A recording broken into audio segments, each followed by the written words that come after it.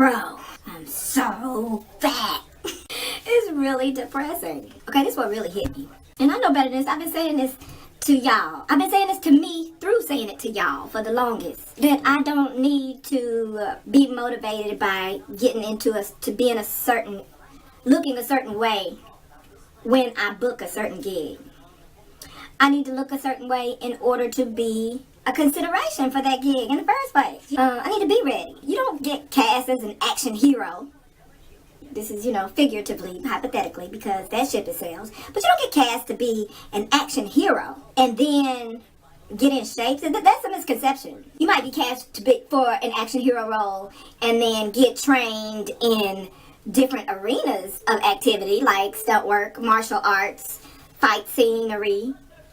But you're already built to take on the endurance that you'll need to do that. So you need to already be in shape to where if you did have that knowledge, you would be physically able to execute. Now, see, I like to say that I'm going to do something for someone. And in doing so, a timepiece project. So, Roaring 20s. And you know me, where style is concerned, I am a nostalgia junkie. Like, my closet looks like time periods from decades prior. Like, my current wardrobe selection consists of pieces inspired by decades prior. But just like I said, I eased out of pants in the name of being more comfortable. Because I could wear a small in a skirt. So, psychologically, I was making myself still think that I had not gained as much weight as I had.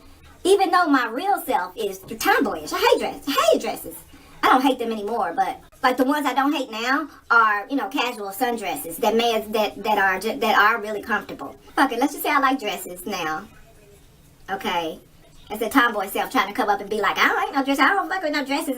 Like, bitch, you like dresses when they're pretty, when they stand out to you, when they call to you from yesterdecade. That old school fashion will forever be classically lit. I started wearing dresses saying, oh, well, it's more comfortable, than pants. Then I started wearing larger and looser skirts in the name of hot flashes. Okay, that's a real thing. But I'm just saying all that to say is that I've been allowing myself, even though I've been confronting myself in these videos from time to time, but I have been still allowing myself to bamboozle me. And in doing something for someone, and in that something being timepiece related, I had the perfect thing to wear. I had the perfect thing to wear for it.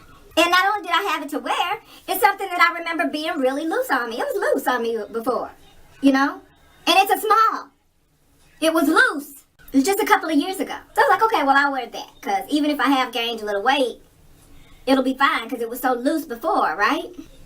Bitch, when I tell you that I could not get in the dress, when I tell you that I could not get my arms into the sleeve of the dress, when I tell you that I had to pull the dress over my head rather than pull it up from my feet because the way the waistline was set up, in contrast to the way my waistline is curved, the thing would hang at the waist and the sleeves would.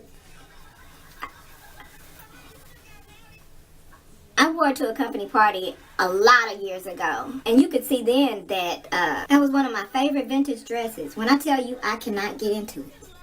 So that made me go to another dress that was really small. And in my defense, I never wore this dress. It's a costume dress. And you pretty much have to be willing to be extremely naked to be in it. But I have it in my costumes area of the closet. It was too small before. When I first got it, it was small. But I was able to do a tester, to see just how small it actually would be if I would get it on. I was able to do that tester by pulling it up to my hips, because that was the stop sign right there, the hips. But I pulled it up to my hips, just to see how it'll look when I lose the hips and I'm able to just pull it over and drape it over me and let it wear. So even though I had just been terrorized by my attempt to get into this dress, albeit small, that fit me large a couple of years ago, I decided to further torture myself, okay? And try to see how this dress that I never could get into when I was fit, So I'm going to try and see what this dress, how far I can get it from my ankles, from my feet. Bitch, when I tell you I could only get one leg in that thing, when I tell you that I could only fit one leg in that thing up to the thigh. Bitch, I'm going to show you this because apparently I'm just owning all this shit. I'm just owning it. It's real. It's so real. It's so real. It's so real. How did I get up to 197 that goddamn pounds? How did I do that? Here's the dress. So I know I couldn't get in that dress. Jesus. But even with the frustration that I just felt about the dress that did fit me large a couple years ago, I'm going to try to get my big ass leg in here. So needless to say, I'm depressed. But I'm also motivated. But it's depressing. It's depressing that I allowed it to happen. That I did it. I walked into it. Y'all have seen me cheat. Y'all gonna see me cheat again. But it's levels. It's levels. I'm just going through this right now. And my apologies for doing so without any eyeliner on. I'll blur the video or whatever I normally do to distort myself. But I'm hearing my voice while I'm saying this, and so the sermon is real, and it hurts, and it fucks with me. But I haven't, well, bitch, if you're serious, how well have you been doing lately, you might ask? Well, for the last 4 days, I have been doing very well. And so, in fact, let me go ahead and do this. Let me go ahead and look at the scale. Some people don't look at the scale at all. They say I discourage them. And some people really mean it. But some people, you just don't want to see yourself not doing what you're supposed to do because you know you're not doing what you're supposed to do. That's what that is. And I've experienced both. I've experienced one, no, I'm not going to let that discourage me because if I think it should be less than it should, it's just going to be discouraging. You'll be like, fuck it, I might as well eat this whole damn...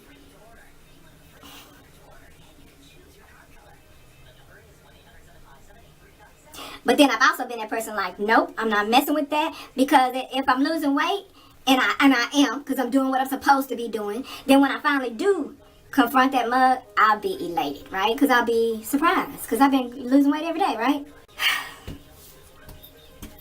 But if you're going to do what you're going to do, if you're going to do what you need to do what you got to do, girl. Act like I would like to believe you did when you had a baby. But I know most people ain't parenting their kids. So, but in a perfect world, do like you did when you had a baby. And you had to do a lot of things different. Because all of a sudden your life's priority was this human that you have brought into this life. Well, guess what? Now you're an adult and you're responsible for keeping that thing together for that life. And for your own. But guess what? Not even for that life, for your own first. Because if you're not together, you can't take care of the little one. And now let me get get back in my lane. Okay, and get out y'all parenting business and go back to my fat ass. Yeah, so there should be no problem with getting on the scale every day. Even if there is a problem, there shouldn't be a problem with it. Because that just makes the scale say, what did you really do? That cupcake that you thought would make a difference? Bitch, it did. It made a difference. Because you're almost 200 pounds now. And if you want to be able to eat like this later, then you have to do this now. Right? Think about that. Think about it like that as you get older. Because you all know some people that's too old, diabetic, high blood pressure, and there's certain things, certain foods they can't eat. Certain goodies that we like. Your little candies and cupcakes and cookies and chips. Too much salt, too much sugar. Because we've OD'd on it all our lives. That's why I call myself sugar junkie for anybody who's new watching this. So even if you look at it from a selfish perspective, and you're like, I want to be able to eat some of the cake and pizza, when there is a gathering, or when it's it might be a special event for other people, or just a gathering. You don't go to a gathering every single damn day. Once a week at the most, right? So those gatherings, you want to be able to eat whatever's there and whatever you want to eat. If you want to be bad, whatever the bad stuff is. But some people who have severe levels of high blood pressure and diabetes and all those things can't do that at all because they get sick fatally sometimes. So even if for selfish reasons, you say, I'm going to do right for the most part right now because when I get old, I don't want to be restricted from not being able to do it. Think of it like that. And in that way, it's just your lifestyle to, I guess they would say, treat yourself now and then. And that now and then can be very regular. It can be very regularly. And by that, I mean weekly. Having your favorite junk once a week is sufficient once. But if you're the type of person that can't handle that once, if addicted. Because I know what a sugar junkie, I am a sugar junkie.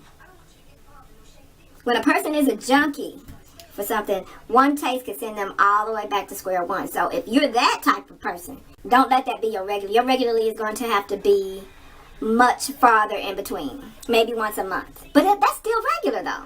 But either way, if you jump on it right now, when you're older, you won't be restricted based on illnesses that you have contracted from mistreating your body by having screwed up eating habits. It's so frustrating for me because I actually eat okay. It's the snacking that gets me every time, which lets you know that it's a semi-binge situation. It has to be a semi-binge situation for me to get this big. But I don't see myself just sit down scarfing down something.